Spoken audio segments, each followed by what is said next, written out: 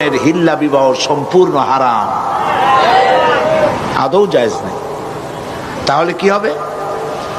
হবে এই যে প্রথম স্বামীর তালাক দেওয়ার পর স্ত্রী ইদ্যত পালন করবে। ইদ্যত পালন করার পর সে ইচ্ছে করে কারো সঙ্গে যদি বিবাহ করে, কোনো পুরুষকে যদি স্বামী হিসেবে গ্রহণ করে, আর ওই পুরুষ যদি মারা যায়, তাহলে প্রথম স্বামী তাকে ইদ্যত পালনের পর আবার স্ত্রী হিসেবে নিতে পারবে। দুই, এ হলো 1 নম্বর সূরত। দ্বিতীয় নম্বর সূরত হচ্ছে এই যে দ্বিতীয় স্বামী বিবাহ করার পর ঘটনাচক্রে যদি দ্বিতীয় স্বামী তাকে তালাক দেয়, কোনো পরিকল্পিত উপায় নয়, চুক্তির ভিত্তিতে নয়, কোনো ঘটনাচক্রে যদি তালাক দেয়, তাহলে প্রথম স্বামী নিতে পারবে। এছাড়া প্রথম স্বামীর কাছে ফেরার বা গ্রহণ করার কোনো সুযোগ নাই।